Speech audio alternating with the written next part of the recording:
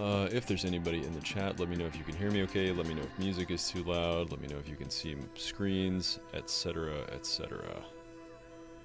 Okay, we can move OBS off to the side here. What is an underrated black hat traffic method? Major business enterprise. Let me know. I will answer your question, but let me know if you can hear me first. I just want to make sure that audio is coming through clean. And oh my god, I'm going to lose this chat window like 20 times, aren't I? Let's just move you over to the side. Where the hell did the chat window go? There we go.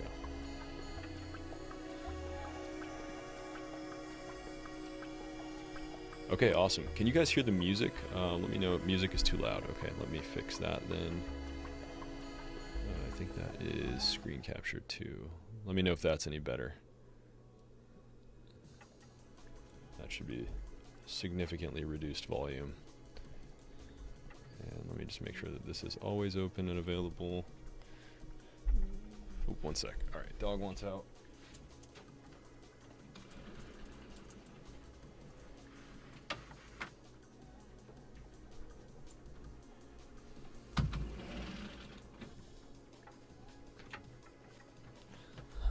All right. Okay, so what is an underrated? Whenever somebody asks a question, I'm just gonna pop it into this thing here. Oh man, this is gonna bug me. Hold on, sorry. I'm using OBS for the first time. I need to figure out how to make this window always visible, because this is not great. Sorry, bear with me here. I might just have to keep a YouTube window open or something like that. Why is this not? I feel like this should just be always visible by default. So let me just open up one of these. Appreciate you guys bearing with me here. Feel free to ask questions in the meantime. I will get to them ASAP. I'm just making sure that I actually can see your questions. Here we go. All right, so I'll just have a separate tab open with the YouTube shit. All right, perfect. So question. What is an underrated black hat traffic method? To be honest, I'm not even sure how to answer this. I never used black hat. Closest I ever got to using black hat was when I tried to do like big automated Reddit farming, which was a total unmitigated fucking disaster. Yes, Luca Chroma 8784, I will do the IG profile feedback like I did last time. If you have an Instagram profile that you would like me to review, just paste it into the chat, and that's why I've got this Instagram window open right here, so I can just pop them right in. So yeah, sorry, I don't have a good underrated black hat traffic method for you, but maybe once I put this magical nicotine gum in my mouth, that might change. We'll see. Pizza Muscle, bro, I love your content. Most technical OF guy I've seen. Thank you. I was going to ask some questions, but I just got dropped by my model. Very sorry to hear that, Pizza Muscle. Feel free to ask the questions anyway, so that whenever you get your next model, you have the answer, I guess. Ayush Birla 857 says, getting 3K followers a day on Instagram, but all from Mexico and India for a brunette American model. How do I get USA traffic? Well, I'm glad you asked, because I literally just dropped, or not dropped, but we are currently editing a video that covers exactly this topic. So what I can tell you, let me just pull up the script here and give you like kind of a little sneak preview for anybody that's listening. This will be like a reward for early listeners, I guess. But my whole next video, actually, I'm just going to show this in the chat panel just to give you guys an idea of how much effort I put into scripting and prepping my content. But let me redo this. Let me live here. Yeah, my entire next video is going to be how to get a US audience. So let me open up the script here. So this was a really interesting chart that I found. I forget the name of the website that hosted the chart, but basically and it's not 100% accurate, but these are the figures for 2025 revenue broken out by country. So first of all, yeah, basically all of us know that USA traffic is the best traffic. But it's interesting to see this actually broken out in raw data terms.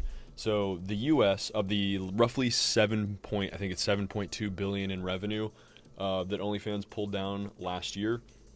United States is responsible for over a third. So 2,637,099,393.96 to be exact. So USA audience is more important than ever. What's really interesting about this is the disparity. Even though India did end up making the top 20, in fact, it's here at number 11 with $130 million in revenue. If you sort of break things out on a per capita basis, the math basically works out so that one United States viewer is worth 85 Indian viewers. So basically, if you're involved in OnlyFans management, you kind of already know. This shouldn't be a surprise to anybody that like tier 1 audience. So United States, United Kingdom, Canada, Italy, Mexico, France. These are all of the and like Germany also I would consider tier 1. These are all the countries that we want to reach. No surprises there. But the disparity between the value of a US viewer versus like an India viewer is pretty insane, right? It's an 85 times difference. So the video, I don't want to spoil everything because I'm going to be hopefully dropping this video within the next couple of days. My editor is just working on some last finishing touches. But the basic gist of the video is that there are two kind of levers that you can pull in order to maximize your chances of reaching a US audience. There's technical solutions or technical levers and tactical solutions or tactical levers. The technical solutions are important because you like this is like stuff that's happening at the account creation level. Obviously, if you are not creating accounts properly and you're not posting from like a US IP, you're not going to reach the audience that you want. And so at some level, it like doesn't really matter what you're doing at a tactical level because you're just never going to reach the audience that you want to. And then the tactical levers that you can pull all have to do with three like big buckets, which I call sophistication, which is basically the simplest way to put this is something like the level of complexity that you're conveying to your audience through your content. And then you have sign symbols and shared cultural vernacular. So something that's really interesting about Instagram especially, and I believe TikTok, basically all the major social media platforms are using it at this point, but they have an AI tool called computer vision, and computer vision is going through every single video that you upload and every single image that you upload frame by frame, and it assesses or analyzes the content that you're uploading for context. So it says, okay, well, here's this thing. There's this thing in this video that indicates that this person is in the United States and trying to reach a U.S. audience. Or there's this thing in this video that indicates that they, they're making fishing content or cooking content or something along those lines. And so you can leverage that to your advantage to try to optimize your chances of reaching a U.S. audience just by essentially tricking computer vision into thinking that you're in the United States. So you can do that with branded apparel or branded merchandise from companies that only exist in the United States. You can do that by having English captions. You can do that by using English jokes, stuff like that. And then the third kind of tactical lever that you can pull or tactical bucket is audio. And audio is pretty self-explanatory. This is just the sounds and the music that you're using in the video. People tend to use trending audio, in my opinion, incorrectly. They see that a song is like giga trending or going giga viral, and they just use that sound because it's viral. The problem with that line of thinking is you're not understanding where those views are coming from. And so if you have a song like that, a great example, and the example that I actually use in the video is that Fuego Fuego song by Bad Bunny. The song is extremely popular in Latin America. And so if you use that trending audio, you're signaling to Instagram that you're trying to reach a Latin American audience. If you're not trying to reach a Latin American audience, then that's obviously not going to be particularly helpful to you. So just something to keep in mind when you're using trending audio, err on the side of using audio that matches or aligns with the audience that you want to reach. So those are just some three like high level tips on how to get US traffic. And that also, just FYI, applies to not just the United States, right? If you're trying to get German traffic, you should be using German music. If you're trying to get French traffic, you should be using, French captions and French music.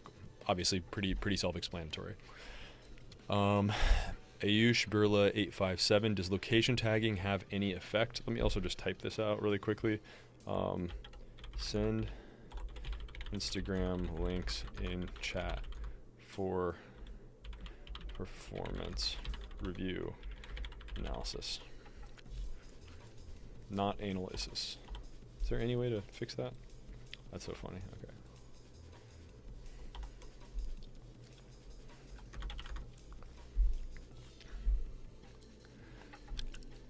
Okay. Does location tagging have any effect? It's hard. That's one of those things that's kind of hard to measure. Instagram, I think in their actual like little helpful guidebook, like their in-platform guidebook, seems to claim that it does. I've heard anecdotally that location tagging helps, but if you're location tagging from a location that is not that doesn't match where you actually are, my understanding is that can hurt. To be perfectly honest with you, I don't have any empirical data to back that up, so I wouldn't take my word as gospel there, but it's something that's worth experimenting with. So if you have a model that's, if you can basically like realistically produce some facsimile of an environment, or like say that your model is in Los Angeles and then put her in an environment that at least looks like Los Angeles, that might be something to consider. But if you location tag, if you say that you're at the Eiffel Tower and you're in Egypt, Instagram is going to realize that. So then you might be penalized for that. Again, that's not something that I've empirically tested, so don't take my word for it. I would just experiment with it yourself. RSUY9PQ says, why don't agencies use paid ads and build a list for a girl, like running paid ads on adult websites and focusing on adult traffic through ad networks like Traffic Junkie, Juicy Ads, etc.? Agencies absolutely do that. There are huge paid ad networks for OnlyFans specifically. So I'm not sure where you got the idea that agencies do not do that. Excuse me. But yeah, that's absolutely a thing. Creator traffic is another big one. So I know there's somebody had a really interesting conversation in the Telegram group the other day about using having a lot of success with Pornhub ads rather. So yeah, people are absolutely doing paid ads for OnlyFans. It's a super common practice. It's just not something that I talk about on my channel because I've never personally used paid ads. From day one, I've always been 100% about organic social and scaling vertically through organic social. So it's just something that I don't personally feel comfortable speaking on, but it absolutely is a major fixture of the industry. And in fact, I think it's how a lot of horizontally scaling agencies build their models up from that initial, like, let's say 0 to their first $10,000 a month or something like that. Keep the questions coming, guys, and please send in Instagram links.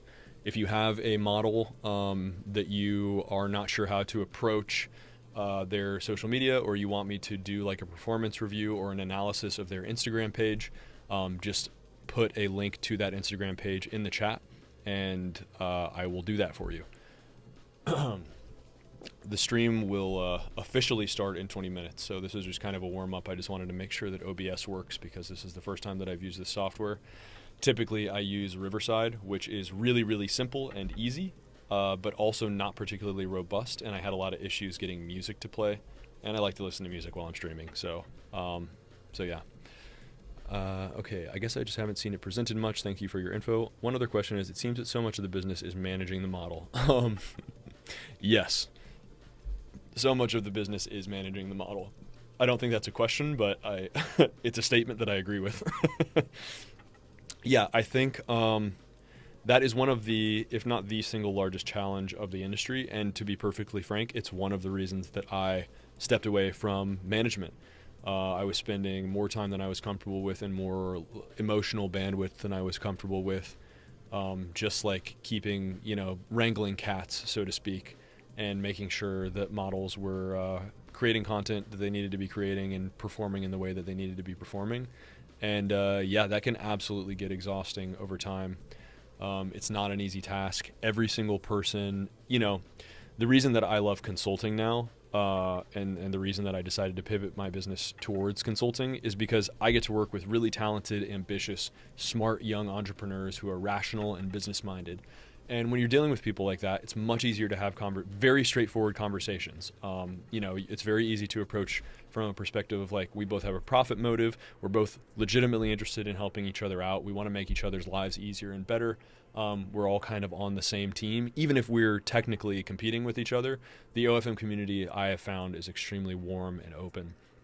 Conversely, I've had some very difficult conversations with people that I have literally made millions of dollars. Of just like, it's like, hey, I've made you a millionaire and you seem to be quite intent on making my life difficult. And no matter, a lot of guys, like you'll hear like the Andrew Tates in this space, and even myself to some extent, some of it just boils down to like, you just kind of got to man up and take it on the chin and understand how to manage the model and how to manage their kind of emotional state. But no matter how strong your frame is, or no matter how much willpower you have, dealing with that type of thing can absolutely be corrosive to your mental health over time. And it is absolutely something that people should keep in mind. I think that the easiest way to circumvent that is by hiring something like an account executive or like a handler for the models, so that you yourself as the founder or CEO are not directly engaged in that, in those scenarios. But to some extent, especially if you're a vertically scaling organic agency, which I was, some of that interpersonal friction is just inevitable. It's unavoidable, because you have to interface with the models, because that's the expectation that you've built.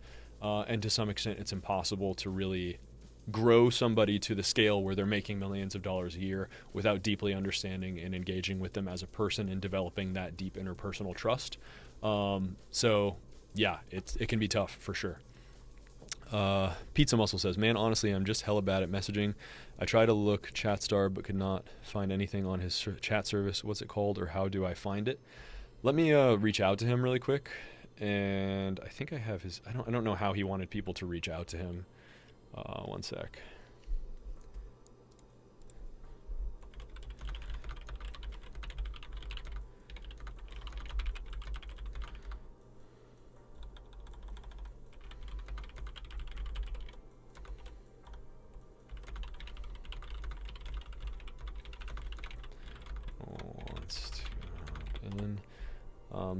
Let me ping him really quick. I'll text him right now, actually. Where is his number? Yeah, ChatStar is a great guy. He runs a great organization. I do have other recommendations for other chatting agencies, including the chat agency that I used to use. But he's more of a bespoke kind of vertically scaling guy, and ChatStar is more he can kind of take on anybody. So let me just ping him really quick.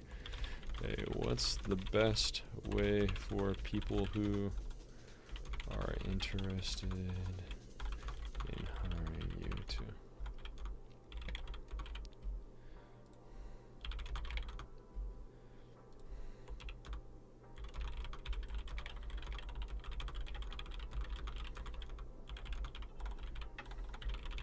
Okay.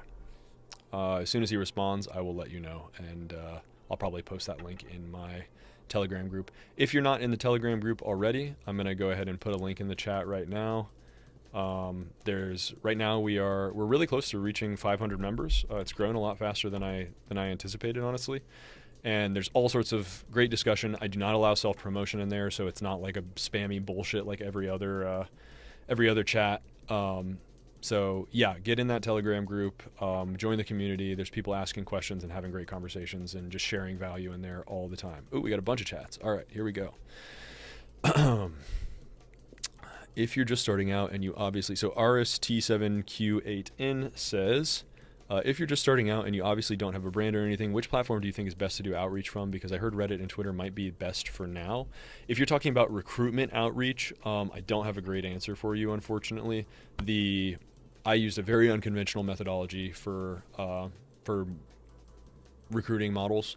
I like to keep things local. I like to work hands-on with models, hands-on in terms of like doing like on-site social filming. The way that I do social is very, very in-depth, and it's much easier for me to just actually work. I have hundreds, not hundreds, but like tens of thousands of dollars of cameras and lighting equipment, and I like to be able to use that stuff. I'm a filmmaker and a craftsman at heart. And so I only recruited locally. If you're trying to do all remote, I've heard Instagram is good, but it's just hard. Like if you're doing cold outreach, it's just hard. So what I would recommend doing is, honestly, especially if you're in the United States, focus on local.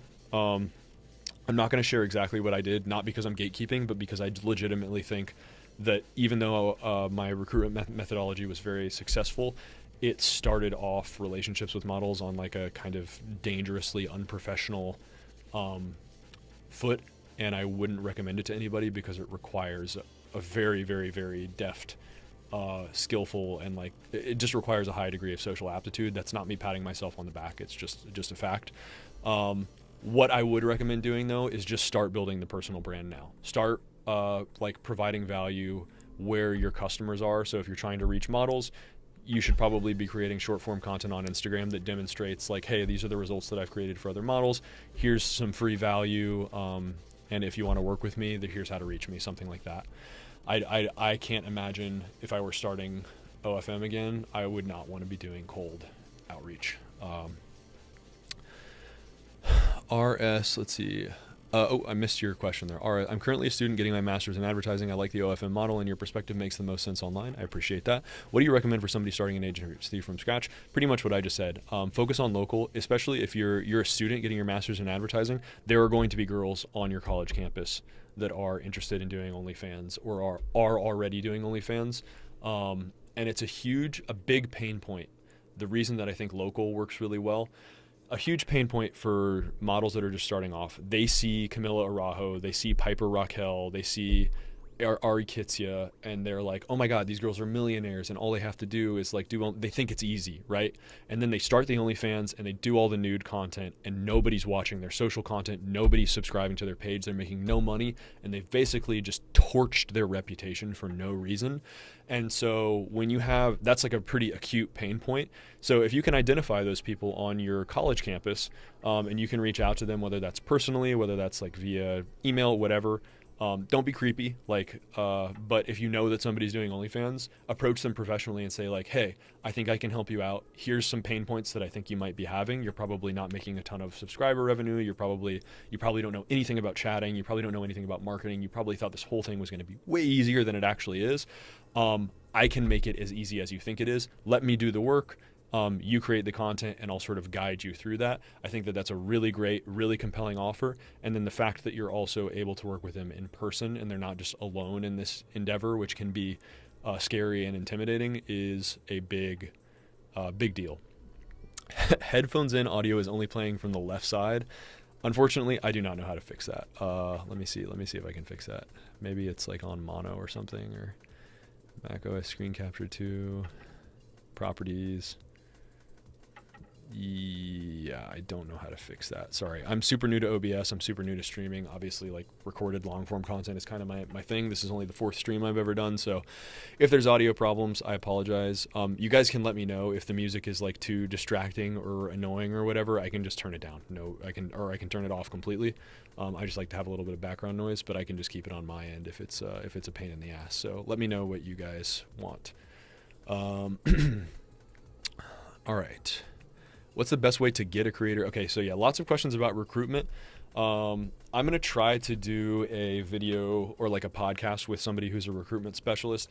Again, I would love to share with you guys kind of my recruiting sauce, but I think it's too unconventional and I don't think it's applicable to like 99% of people.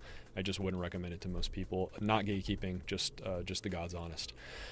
Okay, Lucca Chroma 8784. I'm now thinking about working with a chatting agency that takes 30% but are willing to educate themselves on my latex niche. Do you know any other agencies that know latex, BDSM, femdom? I can tell you right now 30% is probably way too much for a chatting agency. I don't know of anybody that's like, chatting is pretty commoditized. I think that the industry standard is probably between 15 and 25%. 30% is too much, so you're taking way too big of a haircut. I can tell you that right off the bat. And then to answer your question, do I know any other agencies that know latex, BDSM, femdom? No, but I can recommend you, if you just DM me on Telegram, I can recommend you my old chatting agency. The guy is absolutely incredible, and he's really, really particularly good. He's an insanely hard worker, and if like there's a profitable niche that he doesn't know about, he will invest a ton of time and resources into understanding that niche, and he'll probably charge you less than 30%. So Luca Chroma, if you're in my Telegram group, you can feel free to DM me, and I'll just send you his contact information as soon as I end the stream. Joe McGuire, I can attest to how much of a nightmare it is when you're dating your models. Literally can't even imagine. Yeah, I want to be super clear. I did not date any of my models. That's not the recruitment mechanism that I'm talking about. But yeah, I've seen that. I know that's quite common in the industry, and yeah, can't imagine how much of a headache and a nightmare that might be. Okay. Thanks, man. Do you have any experience with OF Marketplace? I'm from Europe, and if I don't have testimonials yet, do you think I should find models locally now? Yeah, I think that you should still find 30% of their revenue, not full profile. Okay, that makes more sense. Luca Chroma, that makes more sense. I would try them out. I don't personally know any agencies that are that specialize in latex, BDSM, or femdom. Those are obviously pretty unique niches that require they have their own sort of culture and language surrounding them, and you definitely want a chatting agency that is going to be sensitive to that. But like worst case scenario, the chatting agency that you use doesn't work out. If they're willing to educate themselves, then I would say give them a shot. Okay, so Eris T7Q8N, thanks, man. Do you have any experience with OF Marketplace? Yeah, this is the question I was answering. So, model marketplaces are totally viable if you are scaling horizontally. What I would not recommend doing is buying models on marketplaces and then expecting that you're going to have a $100,000 a month model. That's just not going to happen. You need to have like a really good paid ads and distribution infrastructure in place in order to succeed with marketplace models, because they're all just kind of the same. It's very generic. They're all very fungible. But yeah, I would say keep it local. And guys, if you're new to OFM and you're doing the keep it local thing, which again, I really strongly recommend, you can develop much better trust and rapport with the models. I wouldn't recommend dating the models. Joe McGuire, no offense to you, no offense to anybody that is dating a model. There's nothing inherently wrong with that. But you just kind of get dangerously close to pimping territory. You're running a lot of, it's just taking on a lot of unnecessary risk. You never know if that person's going to turn around and sue you or say that you did something. So that's just something that I would really recommend not finding out the hard way. But if you're working with models locally, what I would recommend doing, especially if you're new, is take a smaller cut, right? Say, hey, I'd be super transparent with them. I think that I can provide a lot of value to you, but you're going to be my first client, or you're one of my first clients. We'll start working on a 10% or 20% basis, and let me prove to you that I can help you and I can help you grow your account. And then as you scale, my reward is going to be an increased percentage of your revenue. An arrangement like that, make sure that it's contractually defined. Don't do a handshake agreement like that, because then you're just going to get stuck at 10% forever and you're fucked. But as you're learning the ropes, take a smaller percentage of revenue than would be considered standard, and work your way up. Give yourself performance bonuses for specific benchmarks. That's the way that I would do it if I were starting over from scratch today with zero knowledge, zero information, and zero proven results. RSUY9PQ, what do you charge models? I've heard up to 50%. I like your style of being hands-on. I'm the same way. I actually have my exact contract structure in the form of a video. I'll link it in the chat here. The way that I used to structure my contracts was 50-50 up to $100,000 a month. And then once I got a model past $100,000 a month, for every additional $10,000, I got an additional 1% capped at 63%. So I'm not going to get into the specific math on that, but basically 63% was where my, where I was basically making 50% margins. But here is the video with my old contract, and exactly how I structured it. I really like the idea of awarding yourself performance-based bonuses. You should be rewarded for going above and beyond for the model.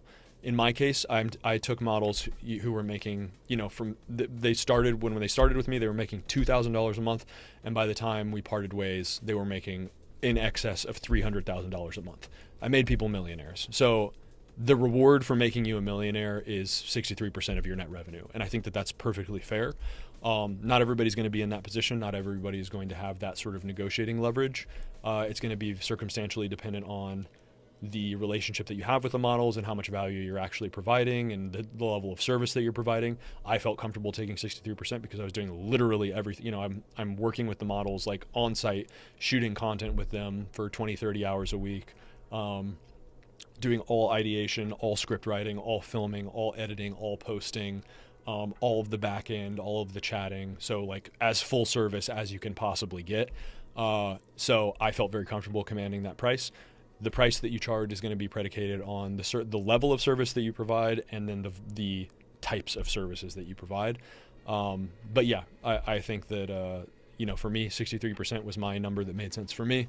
So 50-50 split up to 100K a month, and then 63% based on, basically once the model got to 230K a month, I was making the absolute maximum that was contractually allowed by my contract structure. So you can play around with it. There's no correct answer, and like what makes sense for you and your margins and your business and the way that you want to conduct your agency and the services that you want to provide is going to be unique. And you should think deeply about all of those factors before you just like randomly throw out a percentage. Too many agencies, I think, are just like, oh, well, every agency is doing 50% or every agency is doing 30%. So that's what I have to do. Don't think like that. Don't think like that. Very limiting. Mr. Bruto, hey, good to see you, man. Mr. Bruto is a regular in my group chat, and he's a super smart guy. He's got a great marketing brain. He's got a great engineering brain. Super interesting guy. So, if an X profile has a lot of NSFW content posted in hopes of attracting subscribers, worked in the past, not anymore, do you recommend to delete all those posts and stick to a better strategy? So I'm never a fan of giving stuff away for free. I think it can work in certain niches. It can work in certain, if you're running like a free page and your goal is just to attract as many subscribers as possible, and you can consistently pull, let's say between like a $5 and $15 LTV off of free subs, and you're able to maintain that LTV off of giving away free content, then sure. But I'm just generally not a fan of doing NSFW content on social platforms, even on platforms where it's allowed. But yeah, I think in general I would recommend deleting those posts and like don't give stuff away for free, because then what's the incentive? If I'm a guy, like think about it from the customer experience perspective, and just take Instagram as an example. There are guys out there, namely the entire country of India, who use Instagram like it's Pornhub, right?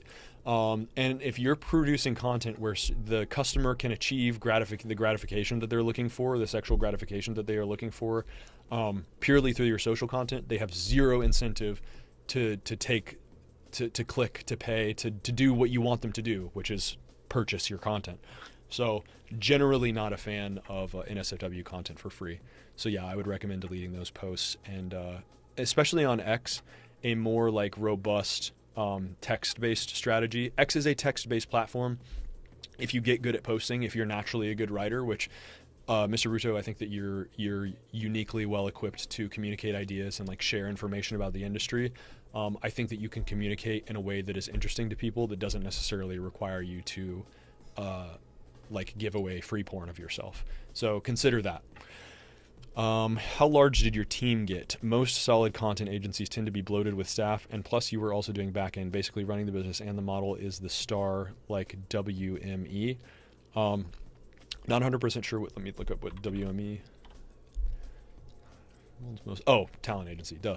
Yeah. So how large did my team get? Really small. Really small. I'm a huge believer in tiny agile teams, especially for creative work. It is very, very difficult to run big creative teams where people are not stepping on each other's toes, and just generally fucking shit up for everybody else. So I'll tell you a story about, I used to work for a fintech company, biggest marketing organization that I ever ran. I think we had like between 30 and 40 marketing employees at any given time. And it was the least productive organization I've ever been a part of. It was the worst marketing team that I've ever been a part of. It was a bunch of like, in theory, great. We had like all of these like super young, hungry, like fresh college grads, But the problem is I wasn't an executive at this company, so I didn't have enough authority to like actually structure the team and hire the people that I wanted to and cut back where I needed to. And so you basically just had 30 or 40 people that were sitting around throwing out ideas about a product that they didn't really understand, trying to reach an audience that they didn't really understand. And it was a fucking nightmare. And we put out, it was pathetic too, because we had a huge 30 to 40 person content team. And we were lucky if we put out 3 to 5 pieces of short form content on a weekly basis, and all of the content was dog shit. It had to go through HR approval and compliance approval, and fintech in general, like if you have like a bitchy compliance department is a nightmare. Your compliance, it's good for compliance to be conservative in that situation, because when you're dealing with financial technology and you have like money transmitter licenses and stuff, all of that can be very fragile, and you don't want to attract regulator attention. But it also makes it impossible to put out good creative. So the largest that my team ever got, believe it or not, was 3 people on creative. So it was me doing all of the script writing and a majority of like the direction and photography. And then I had 2 extremely skilled video editors. That was as big as the team ever got. I built a multi-million-dollar marketing organization with 3 people. Do I necessarily recommend that? No. I did that largely because I was really greedy and I liked fat margins, and I wasn't afraid of doing a lot of the creative work because that's what I love. But yeah, I would say like focus on, no matter what stage of development you at, this is an industry, and just industry in general, I think business in general rewards you for not just on a margin basis, but it rewards you for understanding how to do as much as possible with as limited resources as possible. Finding the best tools, the best people to accomplish a specific task, and absolutely maximizing the amount of performance and output from those individuals and incentivizing them appropriately. It's the single most powerful skill that you can learn in business. There's nothing more, in my opinion, there's nothing more rewarding than, for me, I outperformed by like I 1,000x outperformed on an impressions and revenue basis with a team of 3 people for OnlyFans than I did with a team of 40 people for that fintech company. And I find that intensely rewarding. How can I join your community or group chat? I would like to get, let me post the link again. I posted it up earlier. Anybody who's not already in the Telegram group, please join at the link that I just posted in the chat, and you will be welcomed warmly by the community. Would you recommend buying aged accounts from a trustworthy source and a USA IP for a model starting from scratch, not from the USA? I would not recommend buying aged accounts unless you're talking about like aged Gmails to create Instagram accounts. You should just be creating Instagram accounts from scratch from a US IP. I'm not the most technical person, so I'm probably, unfortunately, the wrong guy to tell you exactly how to do that. But nonetheless, yeah, I would recommend always just starting accounts from scratch and having full control over the IP. The procedure that I typically use was I would create the account on a US IP and then only post content through Metricool, which is a scheduling tool that I talk about frequently in my videos. And that way Metricool has a whitelisted IP, and they use Instagram's native posting API, so you're never going to get in trouble, and you will always be able to reach the maximum audience with minimum technical requirements. Bro just explained modern 9-to-5 work culture. Yeah, exactly. When I say recruit models locally, what are the best places to find them, like parties, clubs, etc.? You could go that route, absolutely. In person is always good. I'm not going to share the exact way. Again, I know I keep saying it. This is not me gatekeeping. It's just not something that I would recommend. But think, use your brain. Think creatively. How do you find people locally? How do you meet people locally in your area? Use services or go meet people in person, clubs and stuff. You're probably likely to find a high concentration of girls that are already doing OnlyFans at clubs and bars in that environment. That probably tends to be where they congregate if you are doing it purely in real life. But if not, use tools that help you meet people in your local geography. And that is all I'll say on that. Hey, Francis, Jack from the TG group. It doesn't allow you to send IG links here for some reason. Okay. If you have Instagram links to send, instead of Instagram links, let's just do send Instagram send Instagram handles in chat and I will review your creators. Let me shrink this window. It doesn't work. Oh my god, that's so annoying. Okay, well, this app is dog shit, but that's fine. Make your own accounts for organic reels, only buy age accounts for black hat operations. Yeah, Burkan wants it all. That's a good point. Make your own accounts for organic reels, only buy age accounts for black hat operations. I'm not qualified to speak on black hat ops, but that sounds correct to me. Francis, you're a gem. Thanks for doing what you do. Despite what the world may think about OFM, the model should have good management. I agree. I think that there's a limited amount of time to make money in this industry. I think that the adult tends to move very quickly from a technological perspective. Adult tends to be like first or very, very early adopters of new technology. We're already seeing that with like AI companion sites. So it's not clear to me how much longer OnlyFans will be around. And while it's an option, you should conduct yourself professionally. You should treat your models well, and you should be aiming to make as much money for you and for them as humanly possible in the remaining time that we have left to milk this industry dry. At Jack OFM. Okay. Are you able to review an IG account at It's Little Ellison? We're going to do Jack OFM first. So, oh boy. All right, we're getting in there. Okay. Instagram.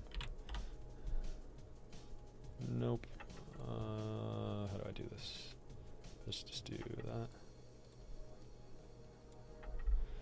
Jack.ofm.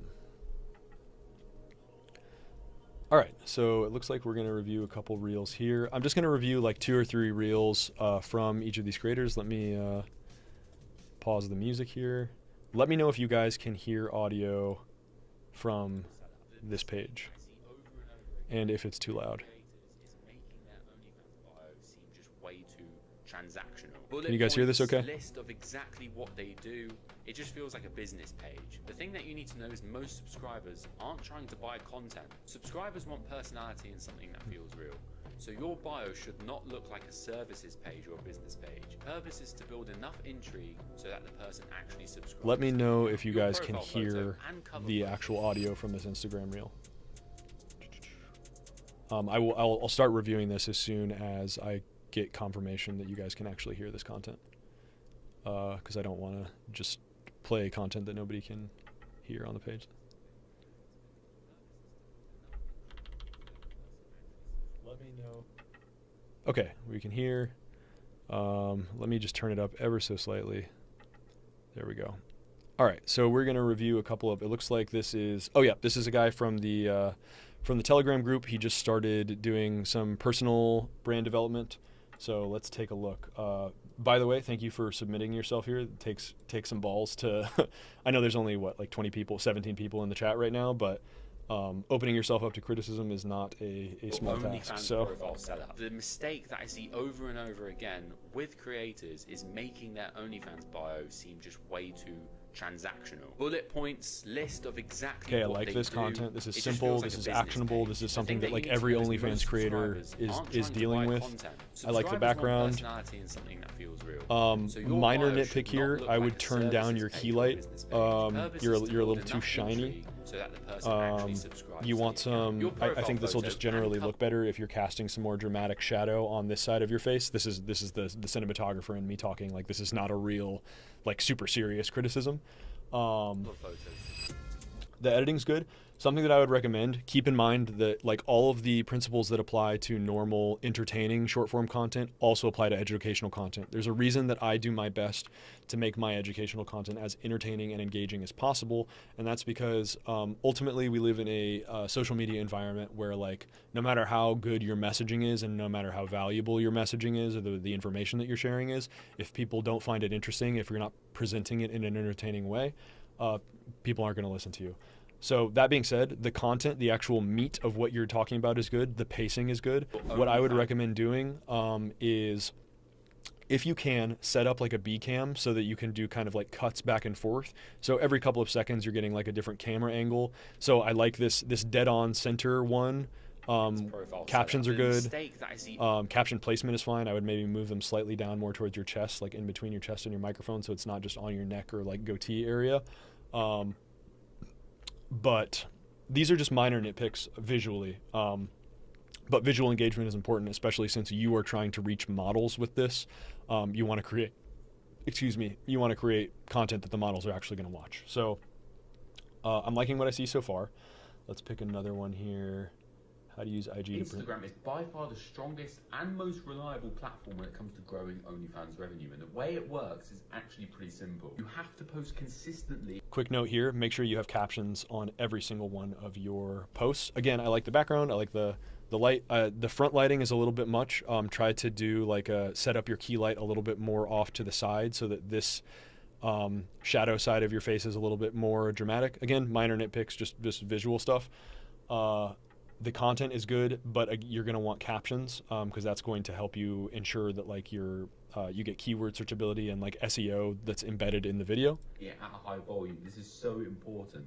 3 reels a day is the absolute baseline, and you support that with carousel posts every couple of days to attract new followers and add depth to the profile. Look, the real goal is going viral, because when most of your views come from non-followers, Instagram actually starts pushing your account even harder. Every time one of your reels get a good amount of views, immediately push your link on your stories, because stories convert way higher than posts and reels combined. Then, and this is an important one, you track external link taps, because that's how you see how much traffic. I like the cuts here. Again, yeah, captions are going to be really important.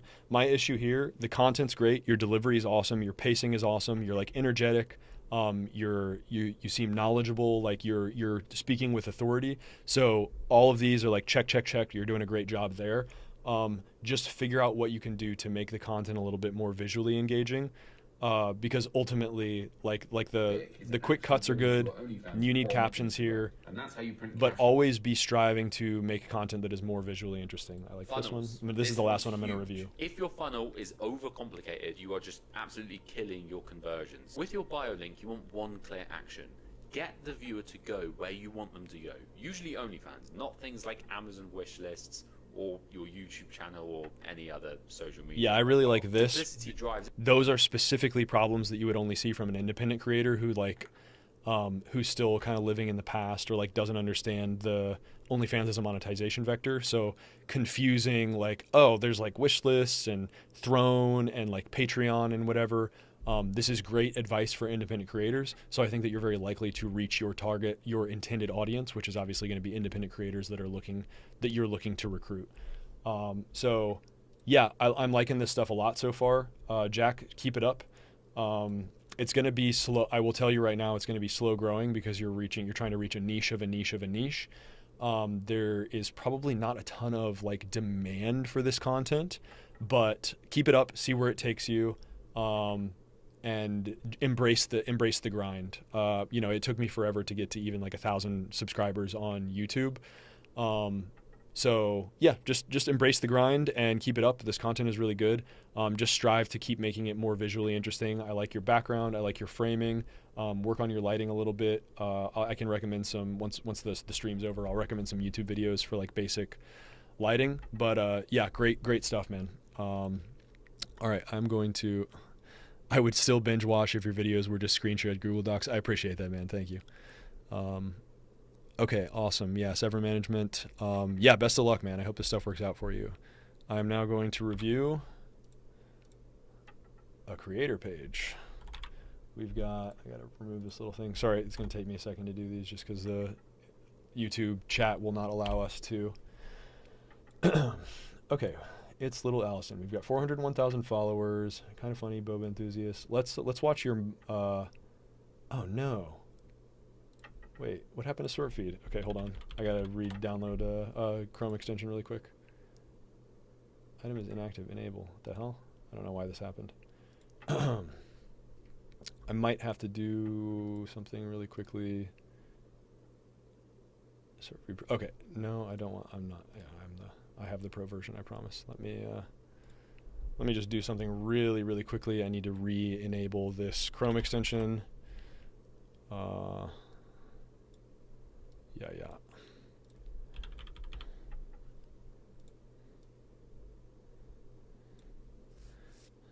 Thank you for bearing with me. There we go. License key. Get pro. Come on. No, I already have the I don't know why this is being a pain in the ass. There we go. Sign in. Okay. Continue with Google. For those of you that don't know, sort feed is how I do Instagram analyses. It allows you to check out a creator's most performant posts. So, okay. All right, sweet. So let's take a look at a couple of the more recent ones, and then we'll take a look at the most performant. So we've got one here, 2.1 million views. Hi. Hi. Do you want me to take pictures of you?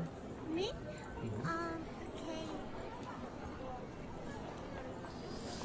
Right, let's see. Well, smile.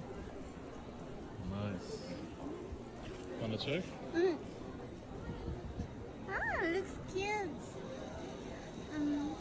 Oh. Okay, I like this premise. This is an interesting premise. I think it's like you kind of know what's coming, and I like that you save it until the very, like the whatchamacallit, the payoff until the very, very end. So honestly, very few criticisms there. I think that the content itself is like not terribly engaging because you're obviously just waiting for this person to take the picture. But like for a piece of OnlyFans promotional content, I like this a lot as a premise. Let's see what else we've got here. Let's look at another recent. Your VTFR looks very strong. So for those of you that are not familiar, VTFR is view to follower ratio. This creator has 401,000 followers. So her average post performance relative to that follower count is like the best indication that we have of the account's health without having access to like the insights. Let's take a look at this piece of content. There's no such thing as a gold digger. Women are naturally expensive. So pick one at your price range and shut the fuck up.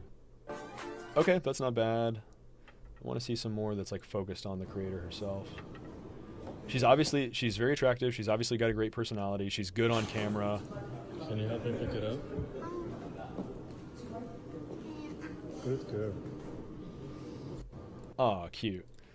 Okay, yeah, it seems like you've got a pretty good grasp of what's going on. Is there I'm assuming, let's see, you're producing content at, let's see, we've got one day, you're doing,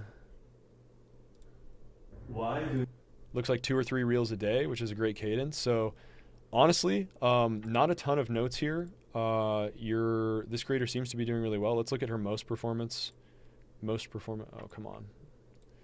Sort feed, behave. Let's look at her most performant pieces of content of the last 500 and see what's going on there. In the meantime,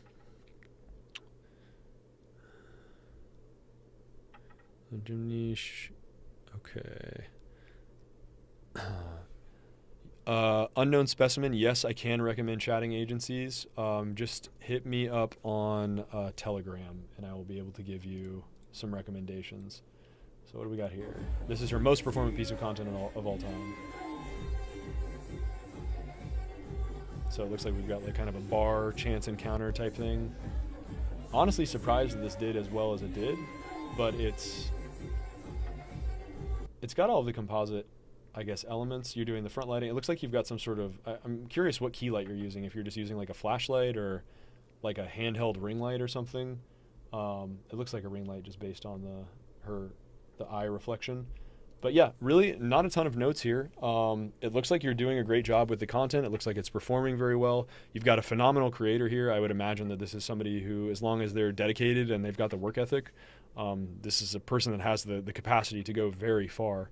I would be curious how much you're making right now, if there's a gap between like your desired earnings and current earnings. So yeah, if this would be for me like a great creator that I would love to consult on and to like go to kind of take a deep dive, a much deeper dive than I would be able to on a live. But truthfully, very few notes here. You're doing a phenomenal job. Keep it up. And yeah, really very, very rare that we get somebody that I don't have like super strong notes on, but it looks like you're killing it. So just keep it up. Let's see. I'm trying not to miss anybody. We've got Natalie in. I'm going to do this. I'm going to punch this creator in and do sort feed, and then I'm going to answer a couple of questions. Okay, why is that not working?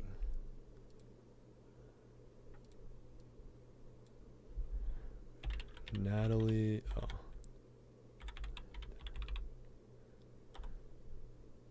There we go. Okay. Answering questions really quick.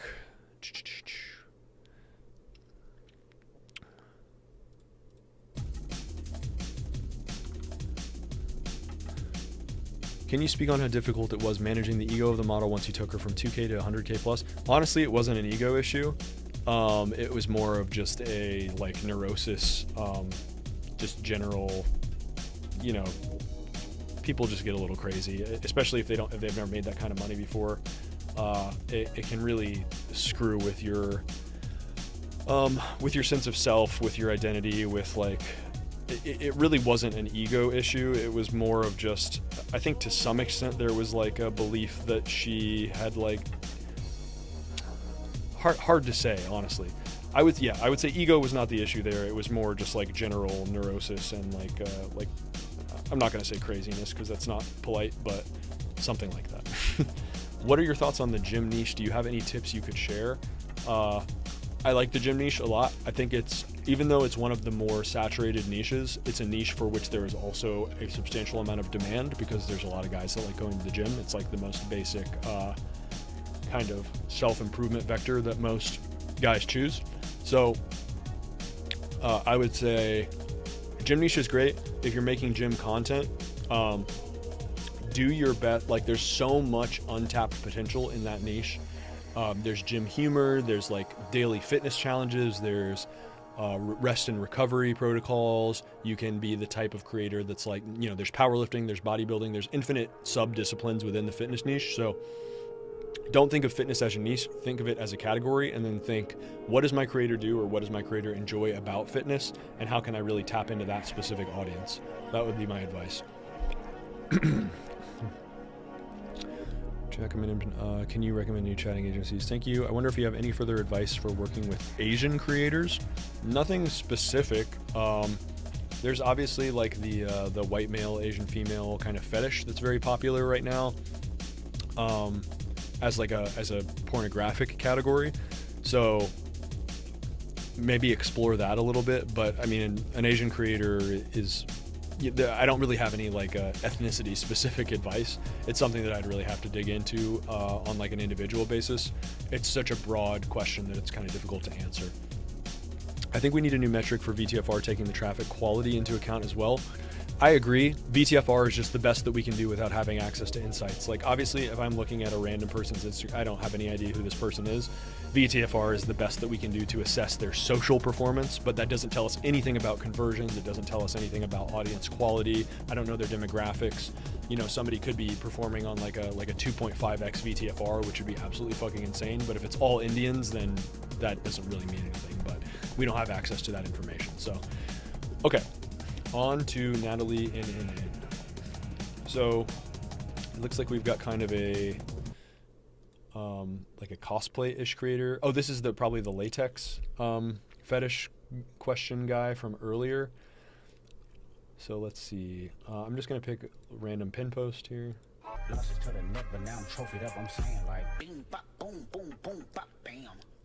So yeah, it doesn't surprise me that this is from 40 weeks ago. Content like this does not tend to perform quite as well anymore. People have become sort of inured to it, and it looks like you're experiencing a pretty significant performance drop-off.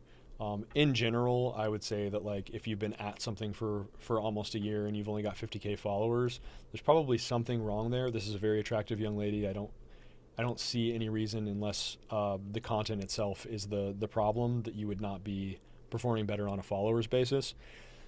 So let's see. That I have a full-time job as an accountant. Nobody asks you questions when you say you're an accountant. Yeah, it's just a little bit generic. This is not like what I would consider sufficiently branded or niched. And I think that you might be running into some algorithmic confusion elements, because you're basically mixing this latex fetish content with like normal, quote unquote, normal bop content. Yeah, she's wearing like latex and a corset, and this is going to be obviously extremely appealing to latex fetishists. But then, 3 reels later, you have her in sportswear doing stuff like this. Like, this is cute. To be honest, from a legibility perspective, I'm not quite sure what's going on there. I guess with the caption, it makes a little bit more sense. Let's do a quick sort feed. To answer the question of, somebody asked what tool that I use to do this analysis, I use sort feed. Typically, I also plug this stuff into a spreadsheet, but I'm kind of answering questions on the fly while I'm doing this, so I'm not going to go quite as in-depth as I have on previous streams, just in order to keep things active. So while we're waiting, I'll answer some more questions. Can you talk about good places to live while in this business? There are hotspots, but the hotspots are not necessarily good places to live. If you want maximum, so like if you're a newer agency and you want maximum exposure to as many like high quality models as possible, LA and Miami are big hotspots. They're also really fucking expensive to live in. And I personally don't like the vibe of those cities very much. That's obviously, I'm coming from a position of privilege. I don't really have to live in a city that I don't want to live in. But if you're looking for like a high concentration of talent in the United States, LA and Miami are the big hotspots. And then abroad, you have London. You have, I think Warsaw, weirdly, is a hotspot. There's all over like Southeast Asia if you want to work with Southeast Asian models. There's all of Latin America, especially Argentina and Venezuela. You have the fairer-skinned models if you are looking to like live or work in LATAM. I know Hive Media, Matt from Hive Media does that. He's got his base of operations in, I think, Colombia, or it might be Argentina. I'm not 100% sure. So yeah, it kind of just depends on the part of the world that you want to live in and like the models that you want to interact with. Okay. Yeah, and this sort of confirms what I was thinking earlier with this creator, where like, notice that all of your most performant content is this latex stuff. So when you're posting, like she's wearing latex in basically every single one of your most performant pieces of content. She's doing like weird latex feet stuff. She's got all this.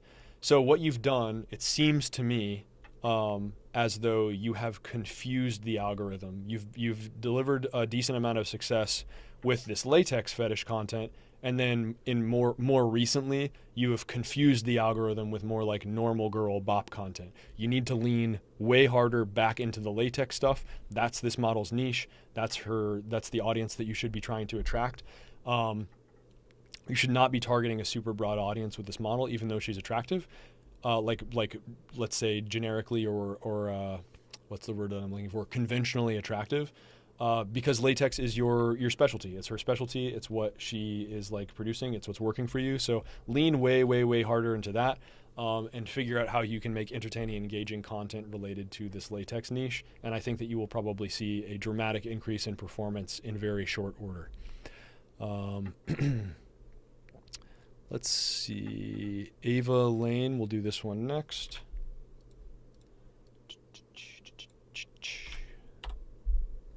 And I'll answer some more questions. Okay, this is so this looks really new. I'm not quite sure.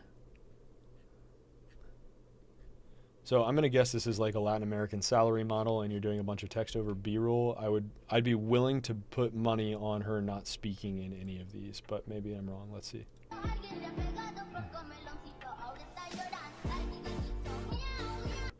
Yeah, so this is looking like it's all just going to be kind of generic thirst trappy content. Unfortunately, this is the kind of stuff that just does not make the cut anymore. If you're talking about like if you're doing Latin American salary models, you need to scale horizontally. You need to have massive distribution systems. You need to have paid ad networks. You need to have like content quality is not ever going to be something that you can really realistically compete on, and that is kind of like that's being demonstrated here. It looks like you're kind of just repurposing stuff. So you're doing like black hatty stuff where you're just repurposing the same reel over and over again, or the same style of reel over and over again. And it's not doing well for you, and that doesn't surprise me at all. So, yeah, on a content basis, it can be hard to work with like these LATAM salary models that don't speak English. But really, my advice to you here would be like, this is not a creator that I would focus on scaling with quality content. This is a creator that I would focus on scaling with massive, massive distribution. And that's something that's a lot, in my opinion, way more difficult on a technical level and on like a knowledge level than just like making good content. So let's see. I'm going to pause here and answer some more questions before I move on to the next creator. I think I skipped somebody by accident. Yeah, I skipped the REXOXO217. So sorry to the person that I skipped. I'll do yours next. But before I do that, I'm going to answer some questions. Okay. Can you talk about good places to live? I answered that one. How would you go about promoting a creator that isn't good with short form content but takes good photo content? Man, it's a shitty position to be in. I would say just don't work with that creator, or figure out how to make them better at producing short form content. Write better scripts for them, like get good at script writing, get better at direction, especially remote direction. That's a super valuable skill if your focus is creating high quality content. But here's the bottom line, guys. The job is content creation. The job of an OnlyFans model is content creation. So think about it from the perspective of hiring an employee. Would you hire, a video editor who doesn't like editing video? No. Would you hire a chatter who like hates chatting? No. They're going to do a shitty job.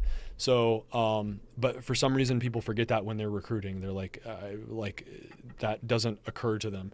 If the model doesn't want to create content, don't work with them. The job is content creation. It's really as simple as that. Would you recommend working with male creators? If yes, under what circumstances? It's funny because I was just thinking about this the other day.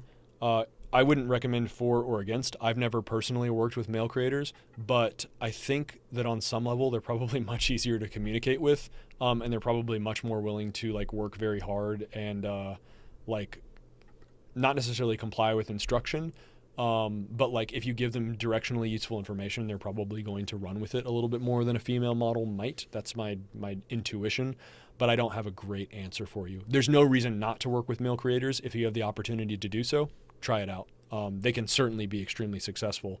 But I think in general, marketing for gay male creators is a little bit more competitive because there's like a lot of gay creators that are making really like just like generally really funny content. A great example of that is a guy called Jake Jones. I'll try to find Jake Jones Instagram. I don't think he does OnlyFans, but this guy's content is fucking hilarious. He's just like constantly putting out banger after banger. But the problem with gay male content is that like you're competing, even though this guy might not necessarily do OnlyFans, you are competing with like just on average way better content creators than like women that are just spitting out thirst traps and bikini content. So something to keep in mind. Francis, could you please give me some advice on how to approach writing scripts and coming up with ideas for reels? Do you have any? Oops. I'm way behind on questions, so I'm going to catch up on this for a little bit. Do you have any approach for filtering the ideas or scripts that you come up with? Script writing is difficult, time consuming. It requires taste. I would say like to start, follow a bunch of creators that are in relatively the same niche as the model that you are looking to write content for. And like figure out, sort of reverse engineer, why is this working? What are the elements that are working here? What makes this content engaging or entertaining, and why is it performing well? Do like the most like blunt analysis that you possibly can, and then try to work your way backwards and write content based on the characteristics that you see that are working consistently across that niche. What percentage of OFM agencies would you say are actually high quality? I mean, producing and publishing good on-brand content, solid backing, great contracts, and making a boatload of money. A lot of the agencies that I work with personally on a consulting basis are pretty high quality, but as a percentage, like 1% maybe. The Pareto principle is like doesn't even begin to cover the power law of OnlyFans management is insane. Like this is an industry that is extremely top heavy, extremely concentrated at the top, and there are very few agencies that are executing at a very high creative level and also a very high operational level. I think that there's like less than 100 agencies in the world that are even making, maybe 200 agencies in the world are making more than $1 million a year. and probably half of those agencies even are making decent margins. So yeah, it's very, very top heavy. Hello, Francis. How do you handle account suspensions? Do you just have the model sign in? My Colombian model outside the US never had access to the IG account, so I had her appeal from her phone.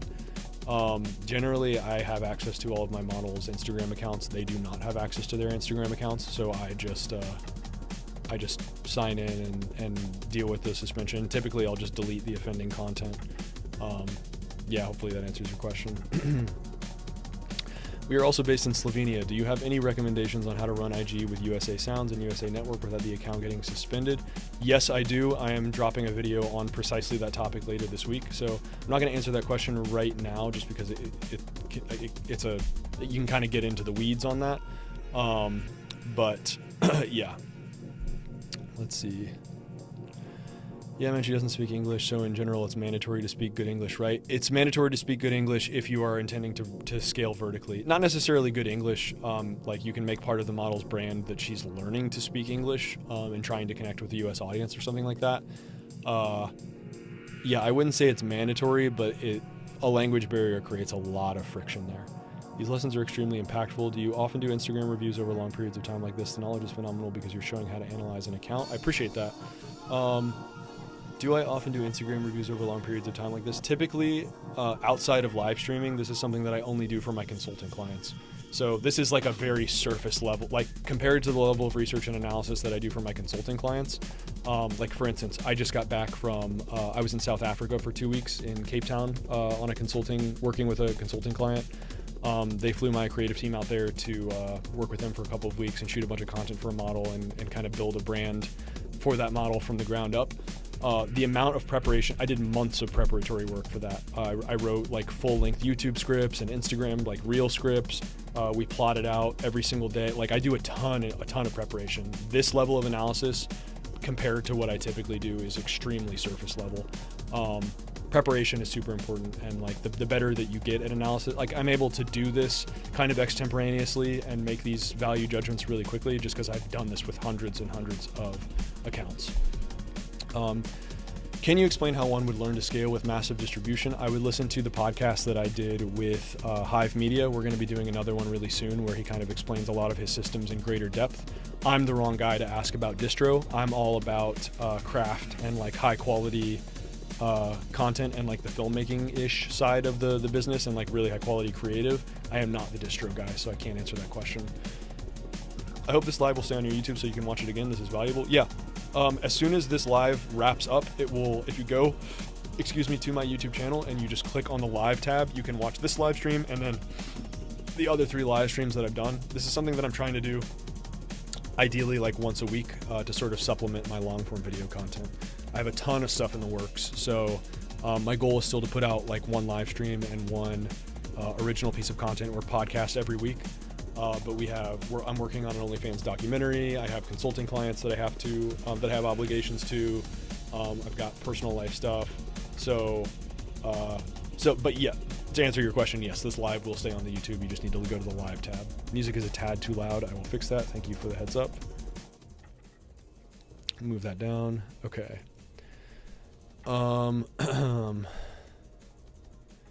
Would you recommend, let's see, what CRM do you use? I used to use a combination of Inflow and Creator Hero. If I were going back into management, I would probably use Inflow plus Super Creator, or I would use OnlyFans API and build my own CRM. Would you recommend starting a separate account on a USA IP if the current account is only getting third world traffic? Yes, definitely. If your account's only getting third world traffic, just fucking start from scratch. Don't ever be afraid, like, accounts are fungible. You can have an account with 1 million followers, and if you're only reaching an Indian audience, like, I'm not saying delete the account, but like, don't ever be afraid to start from zero. And you can always use accounts that you've built up and use like story posts and stuff like that to direct traffic to the new account and build it up very quickly.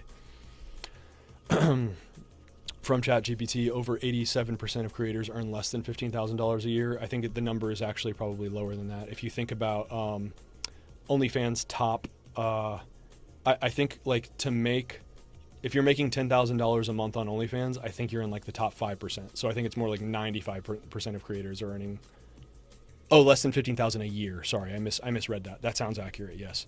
Why do you think it's so top heavy based on your experience? You made extremely good money with a small team. Is it just agencies have a lack of creative strategy and execution for something else? I think it's top heavy because every industry is top heavy. That's just the nature of business. OnlyFans, it has no competitive moat. So it's there's no barrier to entry. It's very, very easy for anybody to get into OnlyFans. Me personally, I have no secondary education, right? I didn't go to business school. I didn't go to college.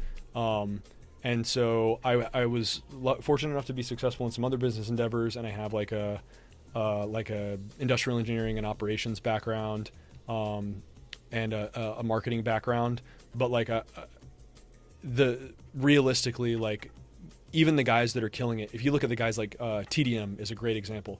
This is an OnlyFans management agency that is making like $5 million a month. I don't think anybody in their C-suite went to college. I think most of them were like, 4 years ago were stocking shelves at Tesco. They're like, Liam is like 25, I think. So that's not a slight, obviously. Like they're crushing it. They're incredible. They're super sharp, smart, ambitious guys. But the reality is that like you don't need anything to be successful in this. You need no capital, you need no education, and you can develop the skills as you go along. And so I think that OnlyFans tends to be really top heavy because most people who do it are just not great at it. Like they're just bad at it. They're not particularly intelligent. They're not capable of thinking from first principles, or they don't know how to think from first principles. And the other element is that there's no rule book. There's no guide. Like there's no OnlyFans management school. You have a couple of guys that are doing, obviously I make educational content about a very narrow subset of the industry, which is like branded organic social. You've got guys like Marcus Hustle who are doing like the whole like course seller education thing. I have no idea what the quality of that education is. But there's not like a standardized rule book. There's not like, it's really hard to find information about OnlyFans management online. And so it really rewards people who A, are not afraid of trial and error, and B, have really good intuition and are like not afraid to take risks and like try stuff out. And that just realistically applies to a very, very, very small subset of the population. If OFM is top heavy, what is your best advice starting and scaling an OFM in 2026? So my whole channel is all about my advice would be learn everything that you possibly can about branded organic social and try to build celebrity status, like superstar creators. Be extremely selective about the creators that you choose to work with. Only work with creators who legitimately want to be influencers, and develop a really good eye for talent. That was my leverage. And then like for me, also being able to work with the models in person was a huge lever. It's fit me. What do you think about the site? Okay, so I'll start reviewing. Now that I've caught up on questions, I'll start reviewing IG pages again. Okay, so we've got Ari XOXO. This is an AI model. It looks like it's just all carousels. So yeah, I don't really have a strong opinion about this. I would say that she is an AI model, and you made a pretty AI model. But I don't really have a lot of, like, the fact that there's no short form content here means that you're going to be capped on growth. Yeah, I don't really have much to say about this. Sorry. Your girl Soph XO. Oops.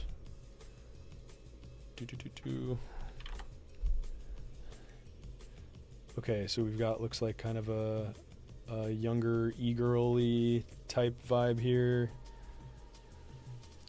The first thing that I will say about this creator is that I've seen this creator a bajillion times.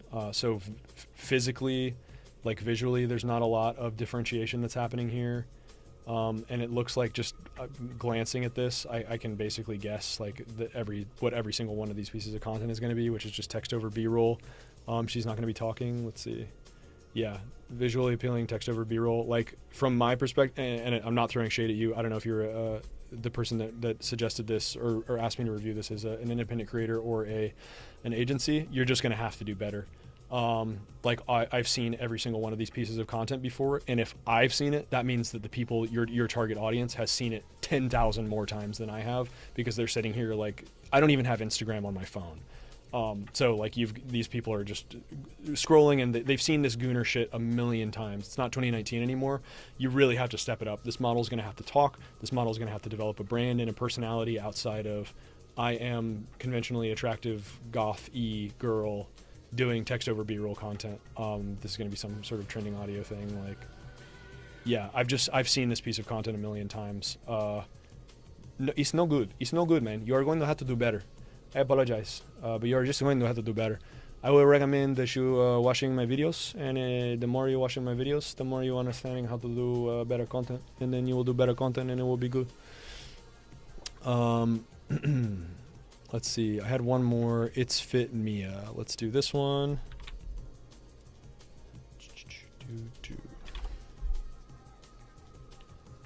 Okay. Looks like I'll pause this. This is looking already a little bit generic.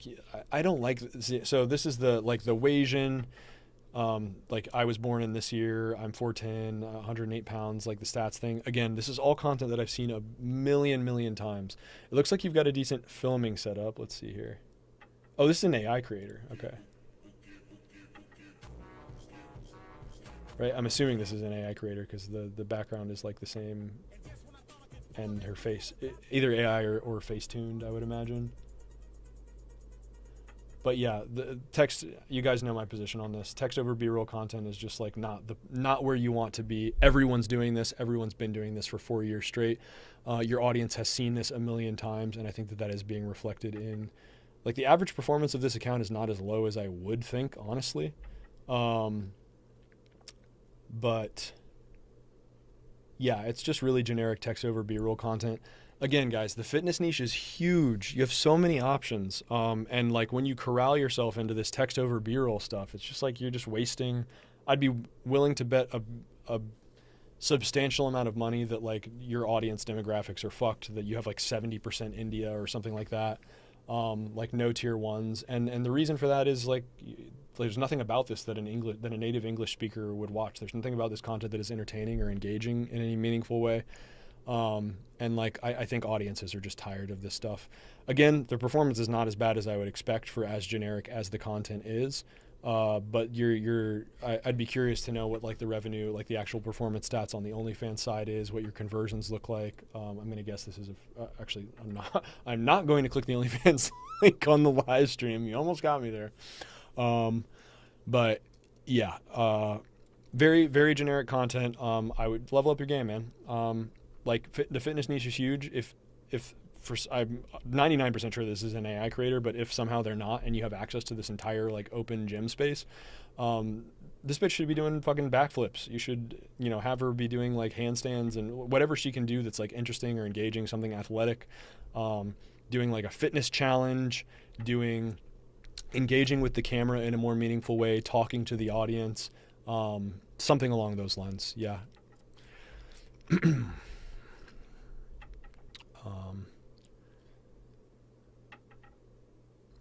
60% US, 2K paid fans, not AI. Okay, yeah, I mean, color me surprised. I guess every now and then, like, content like this still can work, but again, I think that you're probably going to run into diminishing returns in very short order, and it kind of looks like that's already happening to some extent, although you are still hitting some, like, surpassing VTFR on a few of these.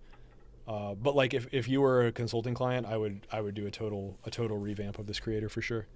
Yeah, she doesn't want to do shit. I get that, man. I get that. Like, yeah, if like this is all she's willing to do, then ride it out for as long as you can. And in the meantime, like, look for a better model. Here we go.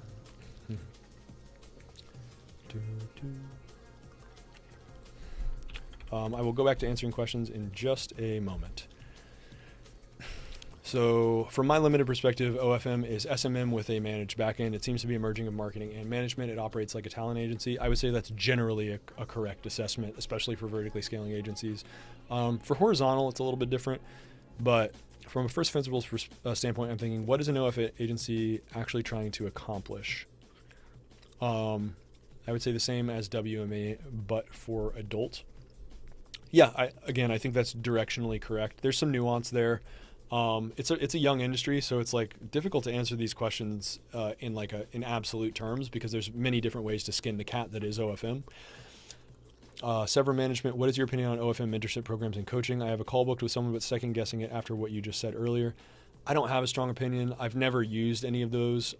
I've heard that like it's not super awesome. If you're getting a decent price from a reputable vendor, I'm not necessarily against it, but I've personally never used any mentorship programs or coaching programs. I kind of just learned everything through trial and error. It's not the most efficient way to learn. I probably could have done better faster if I had invested a little bit more into education. So I don't necessarily think it's a bad idea, but I honestly have no idea how to pre-evaluate somebody's worthiness as a mentor or a coach without actually speaking to them. So I can't really give you too much guidance there. I apologize. I'm planning on releasing an education product this year. So I think I'll have a better idea of like what good info products look like, but I don't do mentorship or coaching. I do consulting. I think that those are fundamentally different products. I think that the coaching industry in general just has a bad reputation, so it's something that I'm naturally wary of, but I've also never used a coaching product, so I don't really have any good baseline or benchmark for evaluating. Do you think within a few years it's possible that multi-million-dollar blue-chip corporations will catch on to the profitability of OFM, and because of their capital and resources, they will dominate? Nope, I don't think so. Actually, I think it's a great question, and it's like a good question in terms of like how to think about the future of the industry. But honestly, no. Most reputable businesses, most VCs, like capital allocators don't want to touch adult with a 10-foot pole, and for good reason. It's a regulatory nightmare. It's like lots of people have a really bad impression of it. You know, I can't imagine like Peter Thiel investing in Pornhub. It's just never going to happen, right? So, no, I don't think that like, and also the other element of that is that like OFM doesn't necessarily reward you for being well capitalized. And it doesn't reward you for having, like, I guess in some capacity it rewards you for having some degree of business acumen, especially in marketing and like marketing operations. But realistically, like if I went into this industry with $1 million, like if versus somebody who is starting from scratch and both of us have zero information, me as the guy with $1 million, I don't really have that big of an advantage. So it's not going to be that attractive to me. I can put my $1 million to better use elsewhere, most likely. So, so to answer that question, no, I don't think that that's the future of the industry. I think what's going to happen is the biggest agencies are going to consolidate power. They're going to like buy up the smaller agencies. They're going to buy up model rosters, and most likely we'll continue to see resources sort of concentrate at the top, and the TDMs and like the other large agencies of the world are just going to sort of continue to swallow up market share.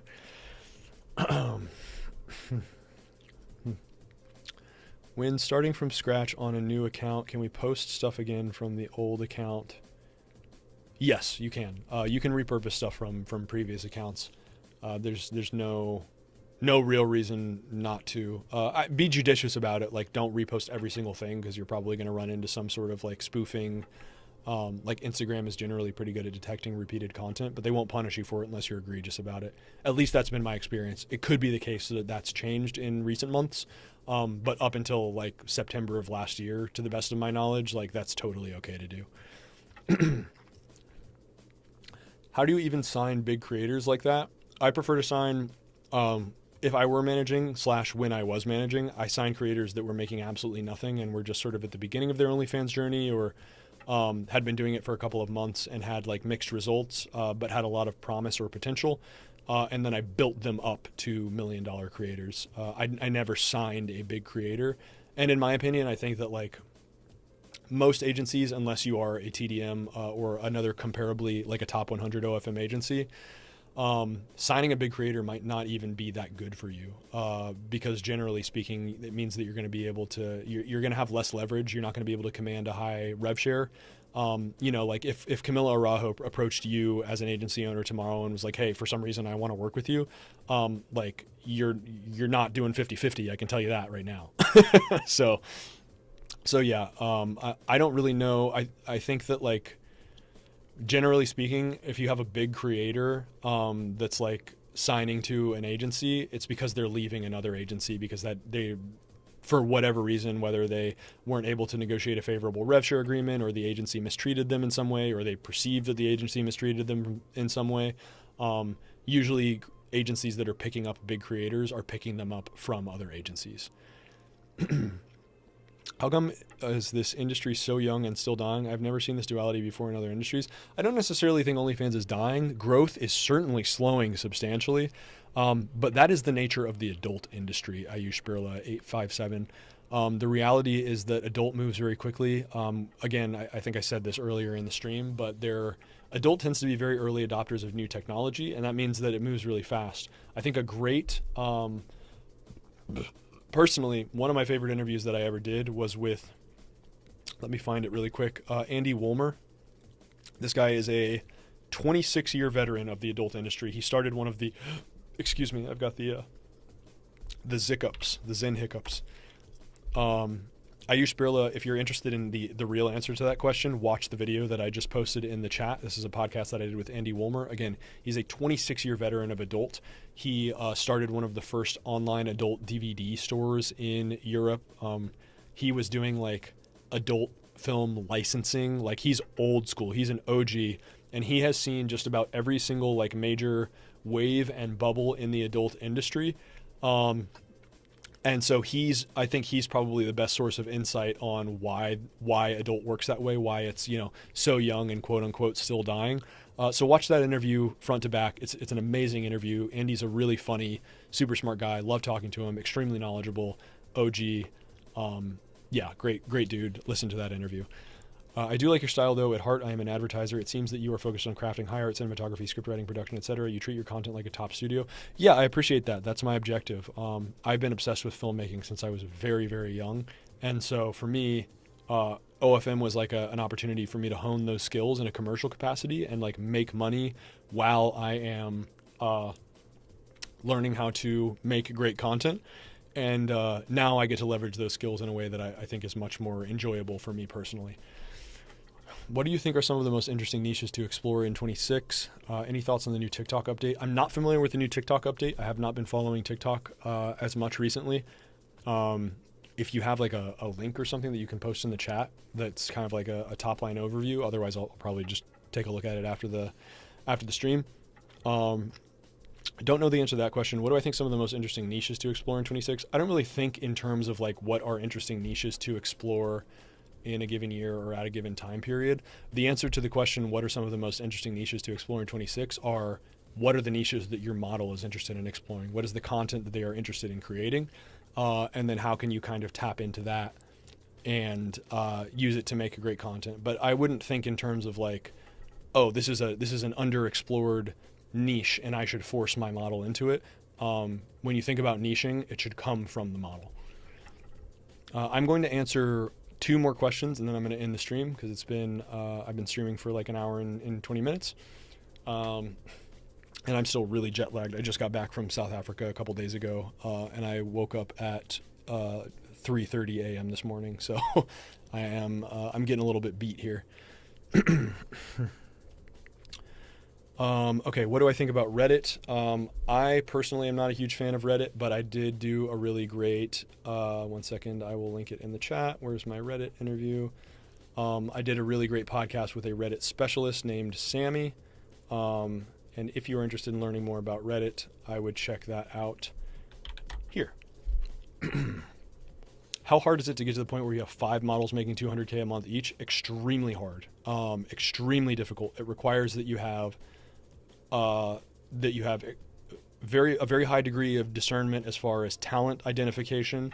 It means that you have an extremely high degree of competence when it comes to a branded organic social or like distribution, or probably if you have 5 models making $200K a month, probably both. Very, very, very difficult. I know of maybe 10 agencies in the world that are operating at that level. And most of them are managing dozens of models. So it's like five of their models are making $200K a month and the rest of them are making, between 10 and 50K a month or something like that. Is FetLife still worth it? Goth? No idea. Never used FetLife. Not familiar with the platform. Sorry, I can't give you a better answer there. Could you do a review of an account that you think is doing great in terms of content style, preferably? That's a great question. That is something that I'm willing to do, but not on this live stream because I'm about to sign off. So sorry, Only Angels management. What if you have the chance to pick creators from any niche? What are you going with? That is a great question. If I were doing management again and I could choose creators from any niche, I would choose somebody that's doing like this is gonna sound very silly, but somebody that's doing like Pokemon content, so like gaming, but specifically competitive Pokemon content. That's something that I'm like just interested in, know a lot about, and could like endlessly write content about. Somebody that's doing like filmmaking, where I could make educational content about film and then monetize through OnlyFans. That would be fucking phenomenal. That would be fantastic. Like the answer to that question isn't like fitness or goth or whatever. The perfect niche, like you know, the perfect dream world is where you are, the model is interested in the same things that you are, and you're able to write exceptionally good, knowledgeable, well-informed, high shared cultural vernacular content for that model as a consequence of your understanding the niche really well.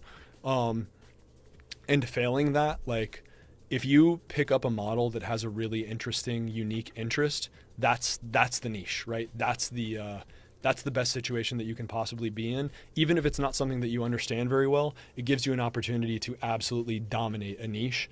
And if you have the opportunity to create any sort of monopoly, that's the best position to be in. So yeah, those are the things that I'm just like generally interested in, like specific games, especially competitive games, filmmaking, like a model that's interested in creating content about creating content would be really awesome. Okay, and this is going to be the last question that I answer. My favorite content verticals in terms of effectiveness. No correct answer to that. It's basically the same thing that I just said about niche. The most effective content vertical is the one that nobody else is doing. So it bugs the shit out of me. There's a content creator that I really love, but I don't know her name, and I'm never able to find her page. But she's a perfect example of this. I think it's just like her and her boyfriend. She's not an OnlyFans creator, but they make these really weird, like glitched out, choose your own adventure things where you like, you know, she's like slowly, you know, she does something completely insane, and it, you know, she'll say like, is it okay if I like cut your heart out of your chest or whatever? And then you know, a little pop-up will appear and it'll say yes or no, and the mouse will like hover over, and it's all this like very glitchy old style, like Windows 98 kind of aesthetics. Nobody else is making content like that. She's the only person on the planet Earth who's making content like that. And so again, the point that I'm trying to make there is that the best content vertical is the one that nobody else is making. It's the one that you have a complete monopoly on, that's entertaining, that's like weird, that's hitting, that's scratching a very unique itch for an audience that they really can't get from anywhere else. That's the best possible position to be in. Rat skeleton, maybe that's who it is. Let me see. Rat skeleton. No, this is not who I was thinking of. No, this isn't exactly what I'm talking about. Let me see. If I ever find it, I'll do a live stream just about her content, because I think it's so charming. But this is not what I'm talking about. But but yeah, that's all right, guys. That's all I've got for today. Thank you for everybody who joined. Thank you for everybody who submitted Instagram pages. Thank you for everybody who asked questions. Again, if you want to watch the recording of this live stream, you just go to my, I'll show you how to do it. You go to youtube.com/facelessfrancis. You will click the live tab and you will be able to view this live stream and all previous live streams that I've ever done, and obviously watch all of my videos as well. If you have not already, please like and subscribe to the page so that you don't miss any future content. I will be dropping a video this week about how to reach or maximize your chances of reaching a USA-based audience. And again, thank you guys all for showing up, and have a phenomenal rest of your day or evening, depending on where you